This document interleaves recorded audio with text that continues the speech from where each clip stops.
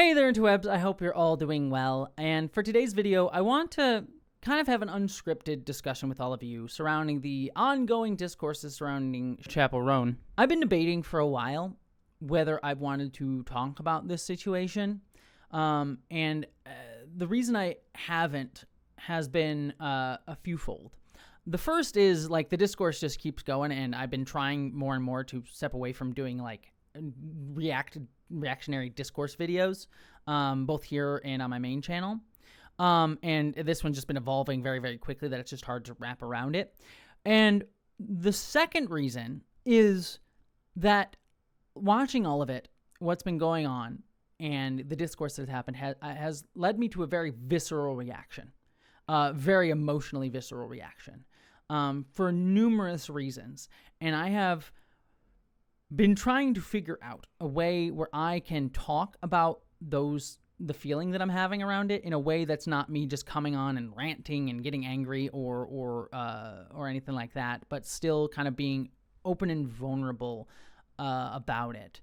And I think having now seen more people kind of dissect the situation from a more clinical point of view, and it being a little bit more distance, though still an ongoing situation, I feel like I can talk about it a little bit more and be open about it, but doing it in a way that's not me writing an authoritative essay, but me just kind of having a talk with all of you on this, about this and my feelings on it, and sort of leaving it open as a discussion rather than here's my flat opinion on it. I think will be a more open way to try to channel this in a constructive way rather than just a me venting it way. But I do really want to talk about it because just seeing what's happened to Roan has kind of crystallized for me a lot of the things that I personally have been experiencing, though on a much smaller level, as a queer creator, as a trans creator, as an artist working in the public eye, public space, who talks about politics generally, though certainly not the thing that I want to be my bread and butter, though somewhat kind of is depending on where I have to talk about certain aspects because of the way the world is at the moment. And again, certainly she's at a different level than I am, but I've been feeling it a lot, and I want to connect it to larger issues that I am seeing, rather than it just being oh, it's about her, it's about me. I think this is a larger problem that we really need to get into and start discussing. Again, this is just going to be a ramble. I don't know if this video is going to do well, so permit me to just be a little rambly in this one. Maybe no one will watch it, but I hope you'll stick with me because I am going to try and be very open and vulnerable in this one. We'll see where it ultimately goes. To give a quick little background, and again, I will let you do your own research, but I'll just give a quick little background. Chappell Roan is a singer who kind of jumped to fame fairly recently. She's relatively young.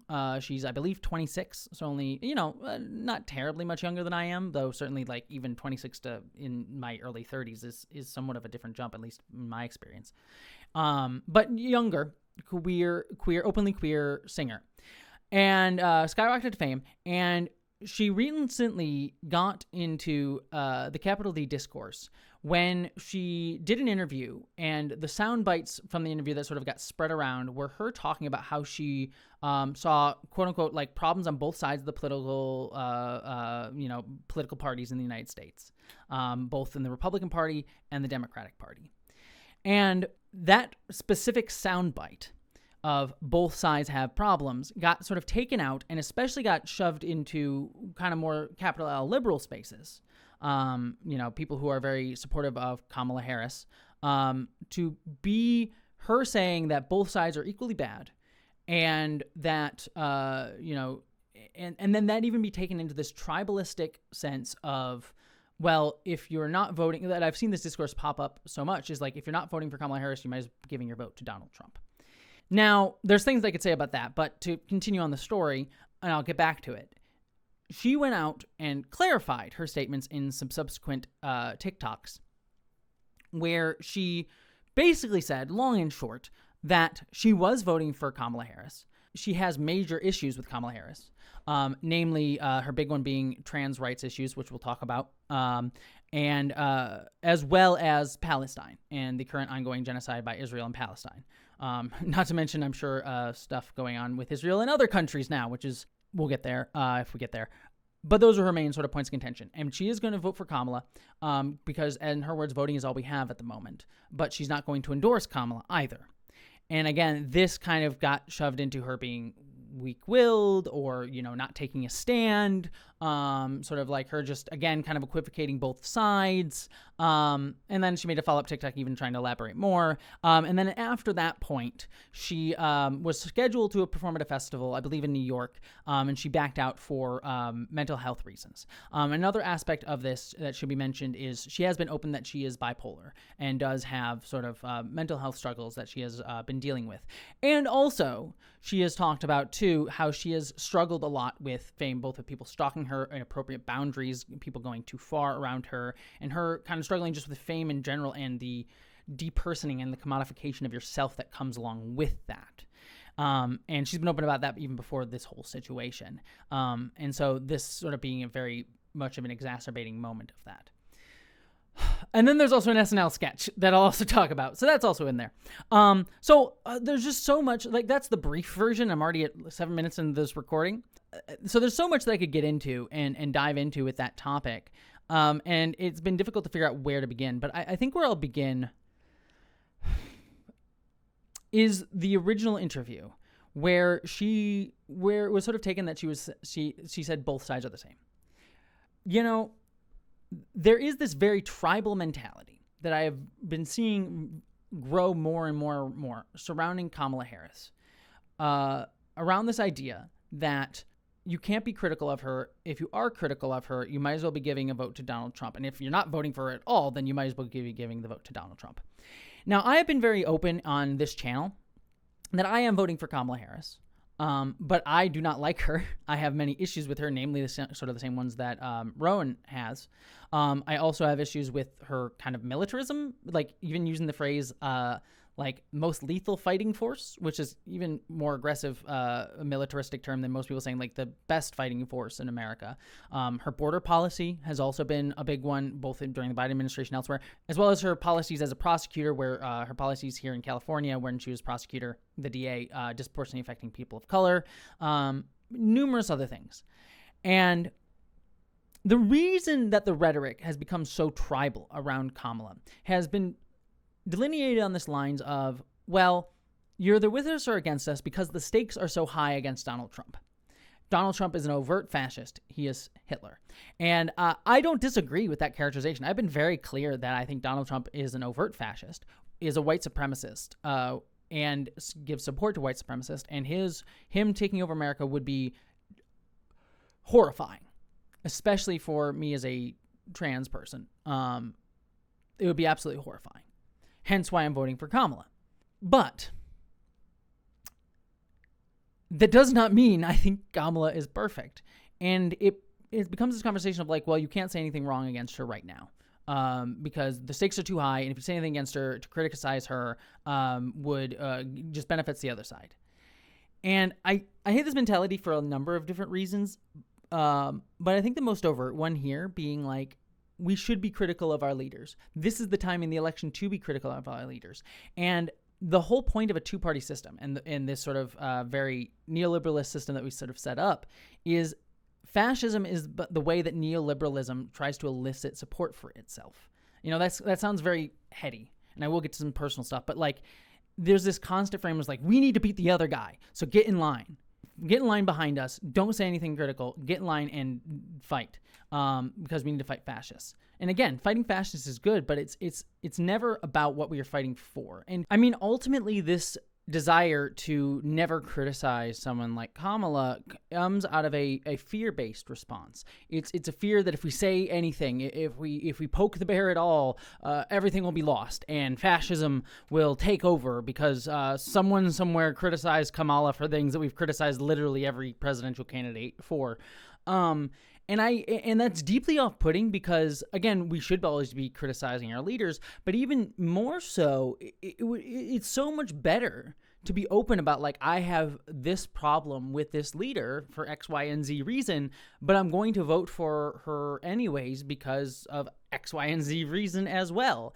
And having that open discussion, I think it feels more human and allows us to just be empathetic and talk about these things, about what we want to improve in this world, instead of just having this fear-based response of like, well, if you criticize Kamala, well, you're going to support Trump because fascism coming. And like, I understand the fear. Like, I have talked with my fiance about possibly moving to Canada if Trump wins, and that's a privilege that a lot of other people don't have, and a Trump presidency would be devastating. So I understand where the fear comes from, but it gets expressed in this vitriolic, dehumanizing way that leads into what we'll talk about in just a second, relying on sexism, queerphobia, and all these other bigotries that we sort of fall back on, even unintentionally, when we have this fear-based response and ultimately want to uphold this hegemonic view of the world, using a big word there, but like this view of the world that's like, well, these things are uncontroversial, so like let's just not rock, like let's just let it go.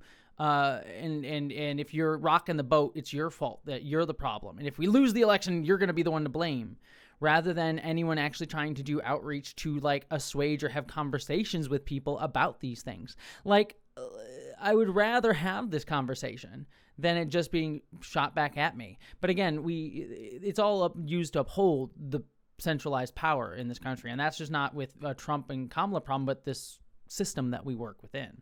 And it's playing out in the vitriol that gets shoved at Roan.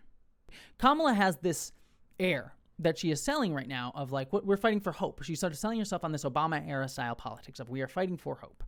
But I sit here and see more of the same. And the rhetoric is different. The shape is different. She's not like Biden, who is this establishment Democrat who wants to reach across the aisle all the damn time. But she's not substantively different.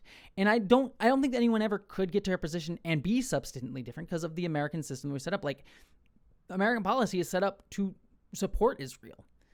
It's set up to support fracking groups. It's set up to support, like, that's just what America does. And, you know, as someone who identifies as my personal self as an anarchistic leftist, but I think a lot of people generally on left, not liberal leftist, will point out like the American system, you know, that's just what it is. And I don't think it's ever going to change. And so I have personally fallen on this way of believing like we vote for the conditions that we are organizing under. And so me voting for Kamala is me not saying like I support her and her policies, but I'm voting for her because it'll be easier for me to organize under her than it will be when like we'd be fighting for my healthcare under Donald Trump, even possibly my right to live, in many cases, especially as things sort of probably would go along with under Donald Trump. But it's not me supporting her. And I am sympathetic to people who are like, I'm not going to vote at all because fuck this whole system. I would push back against that and say, please do vote. You should vote because it will be helpful. But I also understand, like, for a lot of people, voting isn't going to change anything demonstrably. It's not going to change for a lot of people. It's not going to change anything for the dead Palestinians. Not going to change anything for a lot of people at the border. Not going to change a thing for a lot of people of color, especially queer and trans people of color. May not even change things for a lot of trans people in especially red states or even in blue states that are willing to cave. And you see the Dems too be very weak allies to the trans community, like willing to throw the trans community under the bus. Like, yes, they are the most supportive of the LGBTQ community we've ever seen, but they are certainly not steadfast in that allyship. They haven't been for years, and even now when they have been more overt about supporting trans people, like we even saw a few months ago, the Biden administration put out things saying that they weren't going to support gender-affirming care for trans kids. Pulled it back after a little bit, but like that, also no pride flags on government buildings, like different things like that. And so, you know, it's a very weak allyship. I wouldn't even really call it allyship. It is fair weather friends, I guess. And willing to use, especially, you know, upper-class white queerness to elicit support for itself. You know, this apparatus, but not being willing to support people generally. That's a whole rabbit hole. I could talk for forever on that. The reason I talk about it here, though, is because it got very visceral against Roan. That tribal mentality of like, if you're not with us, you're against us. For her saying, you know, expressing that she has issues with you know, the current administration, Kamala specifically, Democrats generally. And Roan has been very overtly political in the past. She turned down the ability to sing at a pride event at the White House, and was even going to read Palestinian poetry there if she went to sing, but was sort of like decided against it because of thinking about the safety of her family. She did go against the president. Not that the president would like come after her, but it would certainly put a target on her for numerous reasons, like there is a target on her now. And she's been very open about speaking out against trans rights Palestinians elsewhere. So it shouldn't have been a shock to anybody that she'd have these criticisms, and yet her statement seemed to galvanize this sort of idea around like, oh, if you're not for us, you're against us. And it's centered around another aspect of this that I want to talk about, is that the phrase both sides was used. She used the phrase both sides, which, perhaps was not a great phrase for her to have chosen. But that phrasing was removed from its context to sort of present it as like she's saying both sides are equally bad. And that is not what she said. They are not even fundamentally the same thing. Saying both sides have issues is not the same as both sides are equally bad. They are very different statements. You should quantify that the issues are different and the scale is different on the sides that you're talking about. And she does clarify that in the interview and has clarified it since. But the phrase was sort of taken out of context. And that is just something, this is where it's getting visceral for me, because this is something I've seen repeatedly happen over and over and over again, where people of platform have their words, or even people who are not have a platform, but people who become the target of public eye in whatever way, shape, or form that is, having the words sort of simplified into a narrative that fits a pre-existing sort of outrage generating machine. Because this idea of like, if you're not voting for Kamala, you're going for Trump, narrative already existed. And Roan kind of fit into that mold and became a galvanizing point for it. And got sent a bunch of targeted harassment her way. And I've seen this happen over and over and over again. I have seen it happen to me repeatedly, from all angles. And it is, personally for me, and this is why it was hard for me to be able to talk about this, it has been very difficult, very disillusioning, and very emotionally, just on a personal level, very hard to deal with.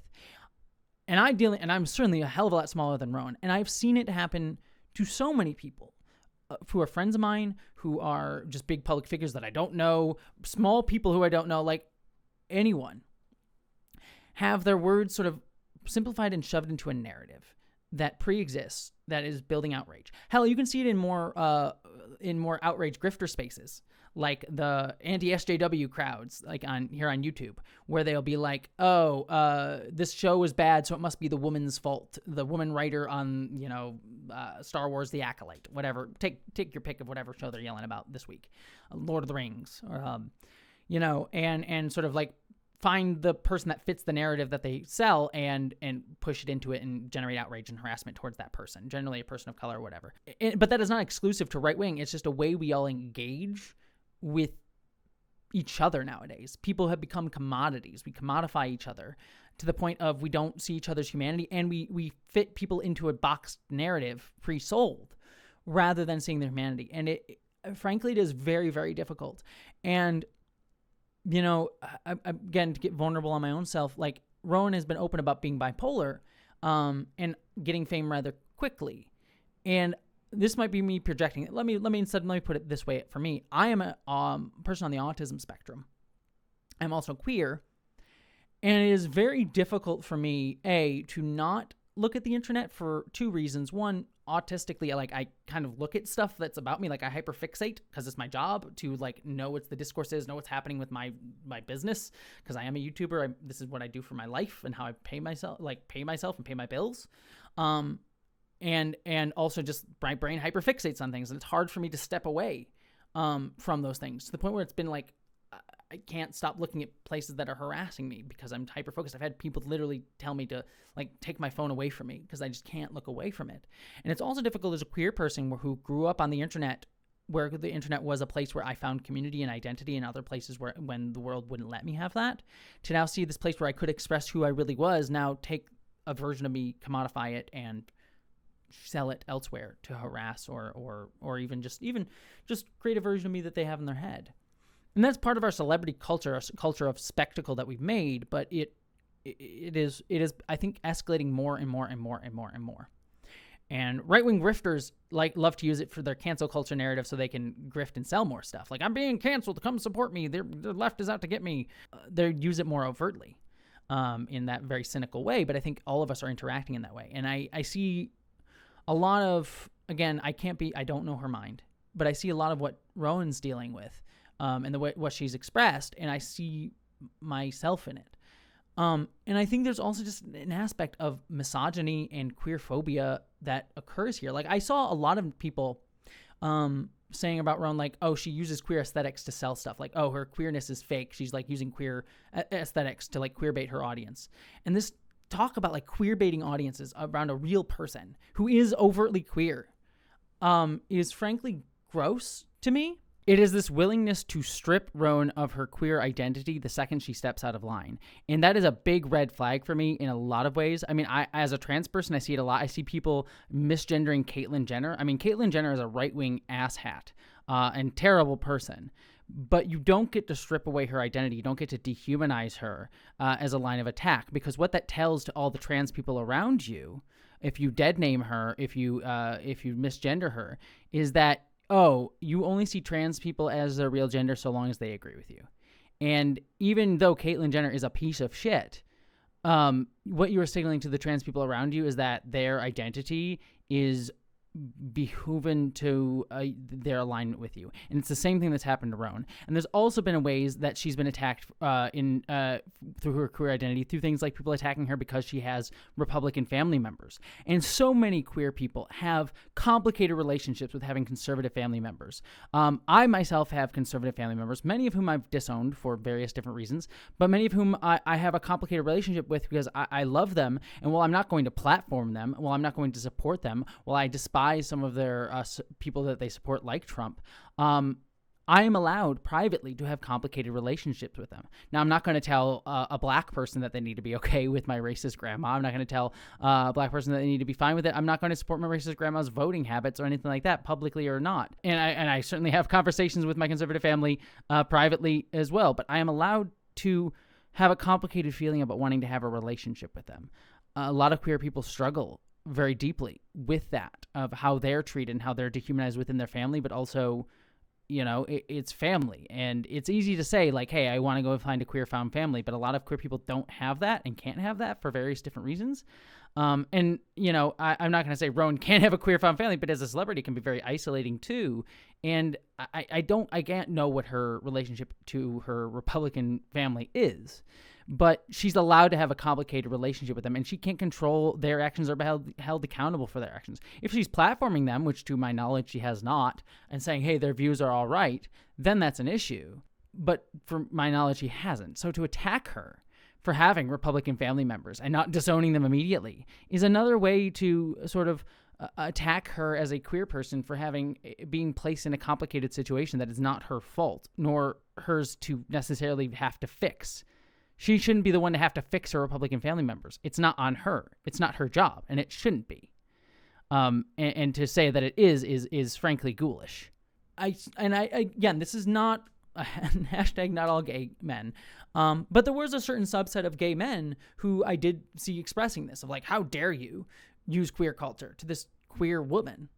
And it speaks to a lot of the misogyny that I've seen within the queer community generally. I've seen some gay men feel like they can discount women generally, feel like they have like, for me personally, I've seen some gay men feel like they have ownership over me as a trans person. Like, well, you're kind of on our side as a gay man, right? Like, you know what we're dealing with, or like you're part of our group, and feel the sense of ownership over the trans narrative or trans women generally, or discount trans men overall.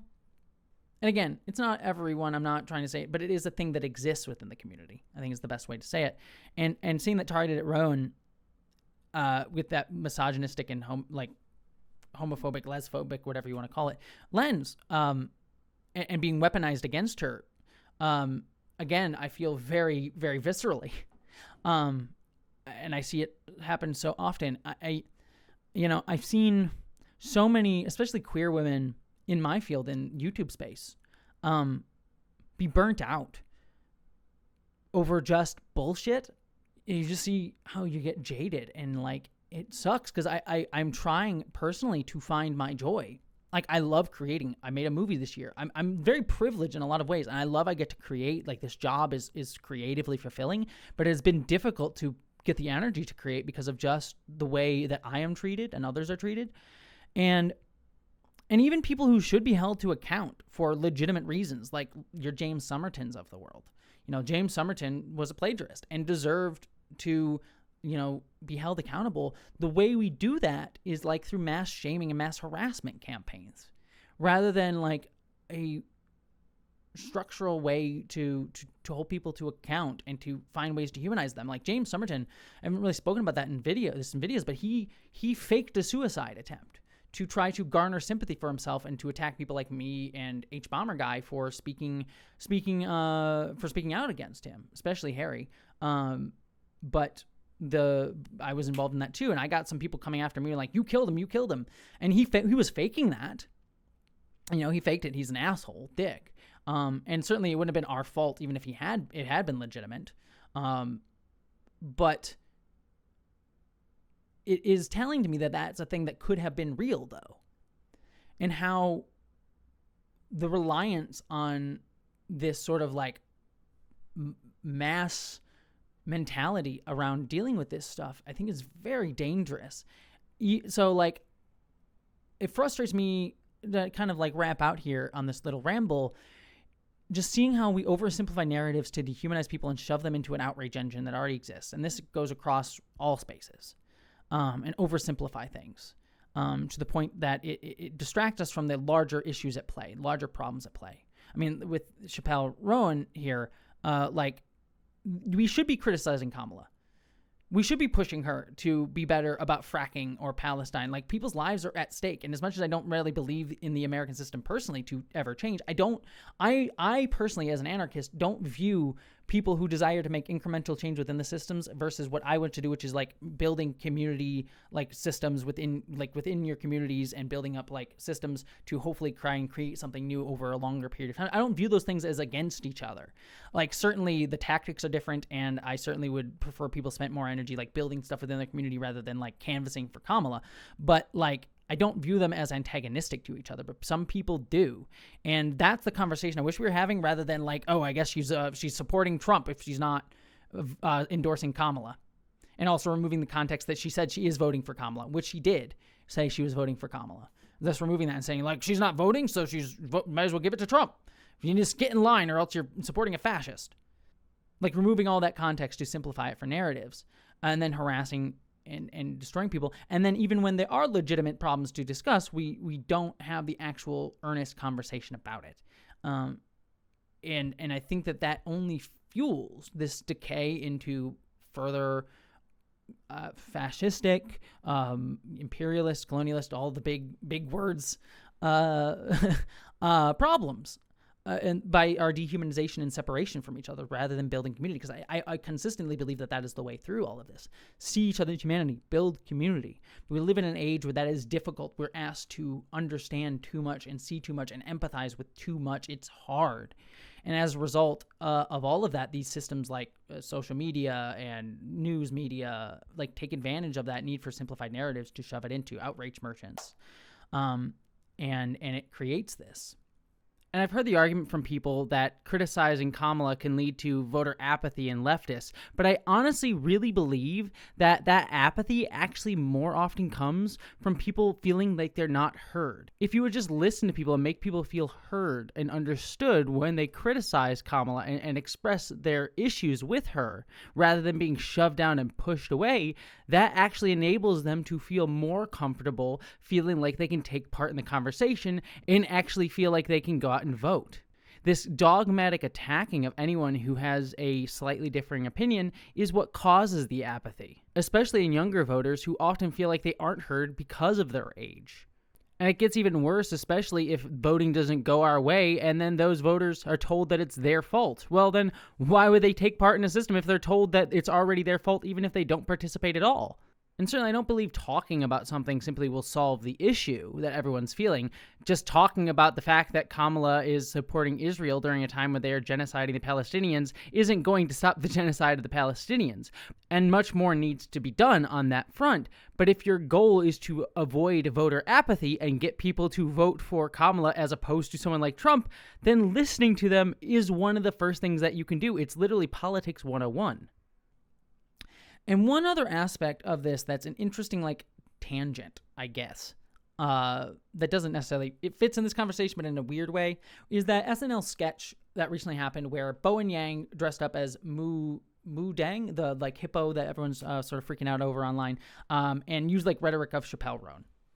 And, Bowen Yang has since clarified that the intention of that sketch was to kind of compare how people are freaking out over Mudang and not really treating like the hippo has been actually like their enclosure's been harmed because people are obsessing like Mudang's like bit someone recently, and it's like been like a thing, like comparing this celebrity culture around this hippo and comparing it to the treatment of Chappell Roan. And his intention, as he explained elsewhere, offline after the skit kind of went viral, was to be sympathetic towards her. And he is a queer man within the gay community and has done interviews with Roan and been supportive of her in the past. And I believe he had every intention to be supportive. And certainly if you watch the sketch, you can kind of see like he's trying, the joke is leaning towards trying to point out the ridiculous way Roan has been treated.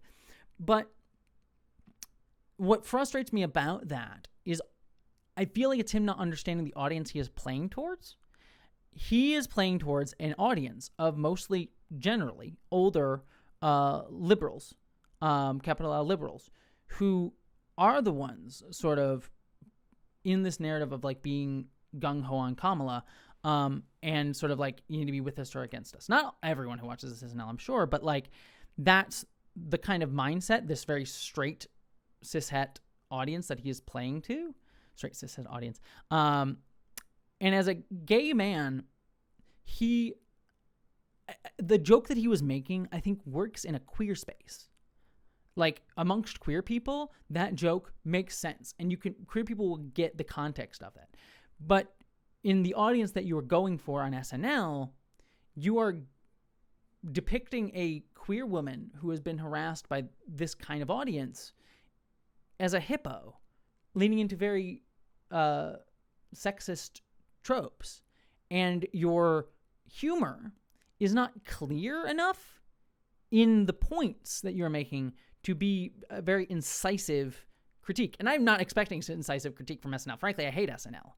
And I'm not like condemning Bowen Yang here. Like I get that it comes from a good intention, but it's interesting to me to see this gay man, I think, trying to be supportive, but not understanding the audience. And this moment with Bowen also reminded me of something that I did another video on regarding him in a situation where Dave Chappelle appeared on SNL and Bowen Yang in protest sort of went to the far edge of the stage with him. And that image I spoke about in my other video was just so evocative to me about how queer people are pushed to the side to sort of uplift these figures that just constantly get platformed over and over again despite their vitriolic, bigoted views, particularly towards a marginalized group, like in Chappelle's case, his anti-trans views. And how Bowen kind of has to suck it up and stand off to the side, and the only thing he can do is present kind of a visual protest that most people would miss, but only queer people really seem to notice, because we were looking for his reaction because we see him as a member of our community. We notice him, whereas most people in the dominant culture wouldn't.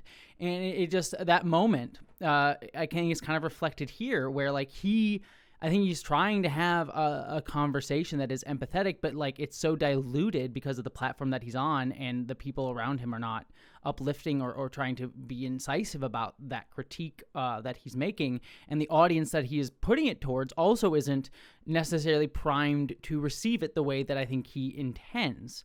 And so the mixture of those two things just sort of dilute it for his audience. And it just, again, speaks to how queer perspectives are often shoved aside, misunderstood, and as a result can be either ignored or vilified quite often. And it's this thing that kind of crystallizes this other aspect of this to me, of not condemning Bowen, but more what I feel the frustration is like me as a queer person. I think Chappelle and a lot of like queer and trans folks and even people from marginalized communities, like, how do we explain ourselves, our perspective in a to the dominant worldview?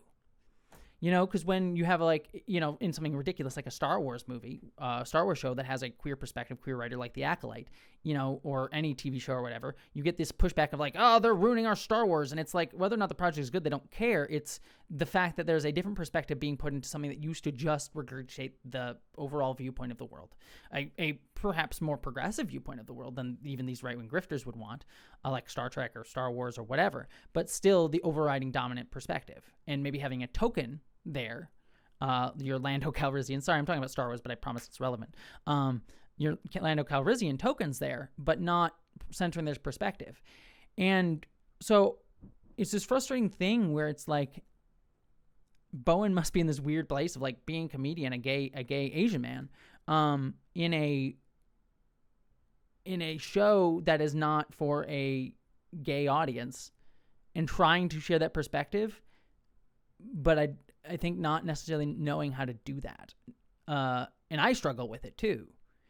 And it's something I think part of the reason why our perspectives get so pushed into these outreach machines, because I'll say something, it'll be taken out of context, and shoved in the outreach machine. And the reason that a lot of the time that it can be taken out of context is because the perspective that I am presenting, whether it be as a trans person, a queer person, a woman, an anarchist, whatever, is not understood well by the dominant culture, and so can easily be misunderstood and shoved into these more simplified narratives that pre-exist.